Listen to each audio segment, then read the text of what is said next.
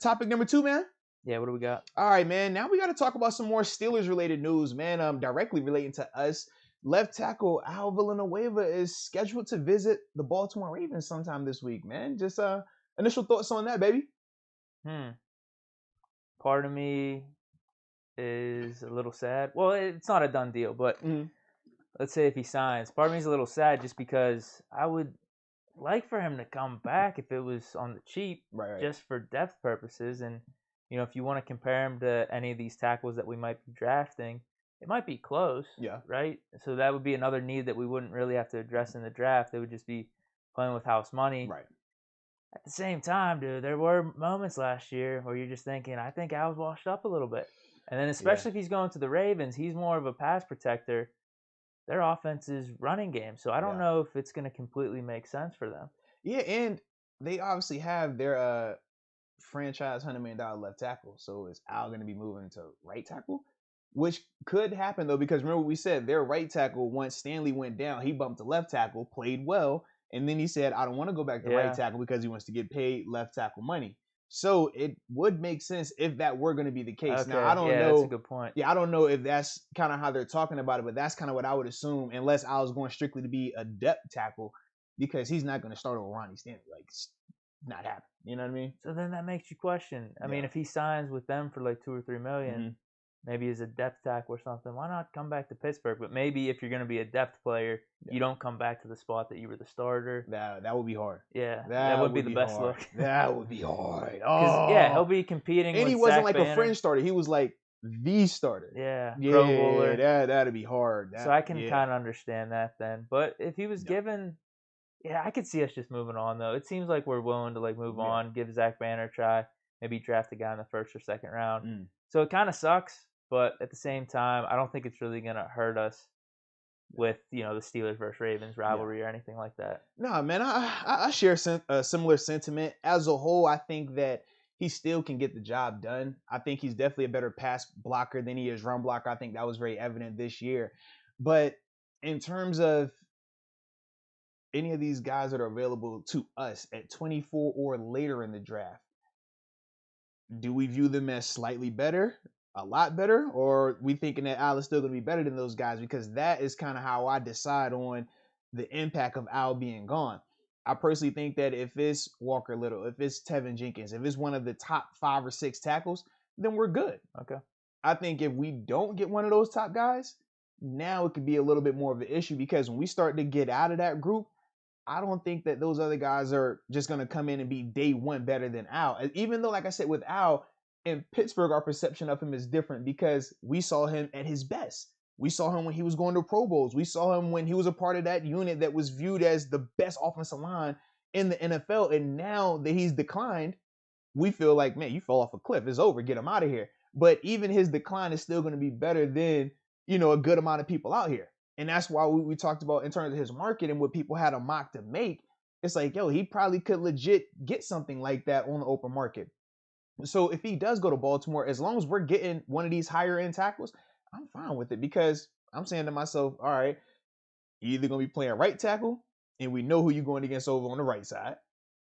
You're not going to be going to play left tackle. But if you did, I still like us over there as well, man. Either way, with TJ and Highsmith, that doesn't scare me. And that's from a pass blocking standpoint, which he does his best, right? That's his best thing he does right now. I'm definitely not worried about him in the run game. So for me, it's like, Baltimore, you could take him, but it's more so we just feel like as long as we got our tackle position in order, I look at it like, man, this is the Trojan horse right here, man. You go over there and sabotage that O-line, make them think that you're a run blocker because they want to run the ball. And then you come and play us twice a year and we do what we do to you. And then from there, it's all good. He can come back, retire here, still, man. We all be throwing him parade and pet rally and stuff, man. So he's secretly doing the Steelers' work while he's out there. That's it, man. Go out here, just show him enough. Block really hard in practice. They're like, he can move guys off the ball. He's a road grader. Yeah. And then game time, you're like, whoa. And then, come next year for the Ravens, they'll be picking early. Like, we got to get a tackle. I'm like, yeah, good. All right. That's kind of how I think of it. But, well, let's say we don't draft a lineman early on, or maybe some of those top 5 or 6 tackles aren't there. I'm not a fan of it. Now I need Banner and Chooks then. or potentially if we get a guy in the second round. I don't know if it's going to be one of those top 5 or 6 guys. That's my thing. Like, I understand we love the story. We love the upside of a Zach Banner. We love the upside of potentially of a Chooks Okafor. But neither one of those guys were better than Al as it stood today. You know what I mean? That's my thing. That's my biggest issue with it. 2 to 3 years, sure, we're taking those guys. But for 2021, are they going to be an upgrade over him? Because based on what we saw from the offensive line last year, I only want to go forward. I only want to upgrade. I don't want to go backwards. And that's my biggest fear when we start talking about some of these people where it's like they don't have a lot of experience. They don't have a lot of productivity. That's going you're asking for a lot. That's my only thing, man. With how this offseason has gone, this meeting may not mean much because we've seen Tyson Alualu. He's agreed to the Jaguars. We've seen Juju talk to the Chiefs and the Ravens. Yeah, very he's true, back man. with the Steelers. Vince Williams, we cut him. He's back. Yeah. So maybe it might not mean much. Maybe he's just exploring his options a little bit. I'm gonna ask the people too, man. What do they think, man? Would they like my man to come back? Yeah, I'm good with it. I was really against it whenever we thought his number was going to be over 10 million. Yeah, because that's what they had him mocked at. It was it? Because there's not many 14, other good 15? left tackles out there. At this point, there's no way you're getting 10 million. I'm thinking 3 million. Unless it's somebody's voidable year deals. Which we have seen how those work out. Right, it only may be 3 million against the cap. That's all we need, though. Yeah, that's my thing. Like, we voidable year deals? I mean, is somebody else going to give him a voidable year deal? And that's the thing, too. We don't know the numbers in terms of when he's talking to Baltimore. And we don't know what other teams he's talked to thus far, right? Because that also plays a big factor in this. For Juju, we talked about the difference of the money and the narrative of he took less. We said incentive-based money versus guaranteed money, night and day. But when you looked at the offers that he had, all of the guaranteed money was right around the same. It was within $1 million. Yeah, so it makes sense to, okay, if we're going to do this, let me go with what I know. But if this money, and we're talking the difference of 4 and 5 million or 3 to 4 million, and it's legit, not incentive-based money, different conversation. I don't think we have that luxury of just, oh yeah, we can get him back for the cheap like this. If this team has a little bit more money, they're like, well, we got extra 10 mil to just throw out here. We'll just give him this money. That's where we really, would have an issue right there. Do the Steelers even want him back, though? That's the part, right? Because the initial report, right as the season ended, it was literally a week afterwards.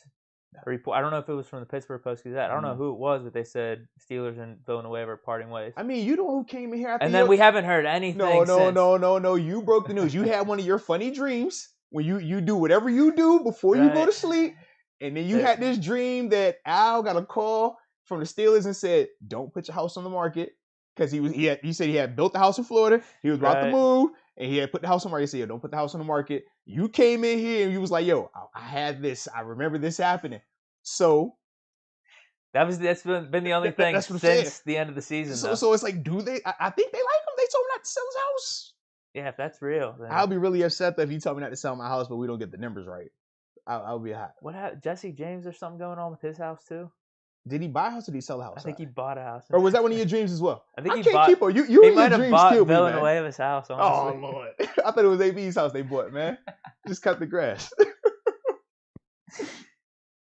Yeah, so it's not the end of the world. Yeah. With him going to the Ravens, it just sucks to see someone in a Steelers uniform going to the rival team. That's kind of it. But in terms of on the field and our prospects for next season, I don't think it's the end of the world. I just hope I mean, if it does happen, I hope it doesn't have the success like LJ. Remember LJ Fort, right? He was here in Pittsburgh. It's kind of like got some opportunities, kind of dented, it was kind of back and forth. We released him. He goes to Baltimore, second contract guy, has been one of their key defenders out there. I'm just like, all right, is this going to be the same type of scenario where one of our guys that we kind of view as down and we don't think he's like that anymore, he goes over there and now we got that issue? I just thinking about it. And let me check this. It may have nothing to do with his actual production on the field. It's just the perception of can that happen again? Maybe it's just it's just forces that we're unaware of that are working against us. All right, let me see what the people said, man, when I asked just bad luck. Let's see. The people said, nah, we good, fam. Shout out to Donald. Donald come, he had the crying emoji and everything in here. Ben Bro says, I don't care if we keep him, but don't let him go to the Ravens. All right, yeah, all right. He's believing in that mojo. I'm just that saying, bad man. mojo. Thomas says no. Michael said no. He looked hella soft. Vikesh says no. Steelers need to get Mike Munchak back. Ooh. Sure. Yeah. But we're high on Adrian Clem. We're going to let Adrian get his opportunity. We think that the pedigree, we talked about him, the pedigree that he has, we think that, him being in the system, but not necessarily being how Surratt was viewed by those guys, because obviously Surratt was the number 2 to Munchak for so long, and they saw him kind of grow up. Sometimes a little different in terms of how you respond to those type of guys, whereas Adrian, he obviously is going to get the remnants of the Munchak lineage because of Surratt, but different in terms of his relationship with those guys. So the respect factor is going to be a lot different. And now he's got to see how he can command those, or not command them, but how he can get those guys to respond to him. And people are saying he was coaching up Dotson last year too. Yeah. Mm-hmm. So that's a good thing. That's absolutely, a good sign. Man. Absolutely. Let's see who else we have, dude, man. You know how I'm thinking about the whole Steeler Ravens thing? What's up? I'm thinking Mike Wallace too. He played good for them. It made the 99-yard bomb on us, man. Playing man-to-man, cover one, backed up, knowing that man fast. Yeah, he had a 1,000-yard year with them. That was whenever he was down and out too. Mm-hmm. I remember. Yeah. Miami gave up on him. Mm-hmm. And we said going into the game, hey, he only has one trick. Runs really fast, vertical. All right, get hands on him at the line of scrimmage. Okay, safety. Cheat that way. Okay, I got you. All right, cool. Who was it? I'm not going there. Because it's my dog. It's my man. We gotta check the play. That's my man. But it's like, come on, bro. It's one of the safeties. What are we doing? What are we doing? God, back up that way, man. That way. Which, yeah, man. A lot of people, but as a whole, though, a lot of people, they're not feeling Al coming back, man. They question him in his toughness a little bit. And they also said Banner. They like Banner at left tackle. The intrigue around him, man. So, yeah. All right. I can respect that then. Cool, yeah, I think it's fine. I can respect that.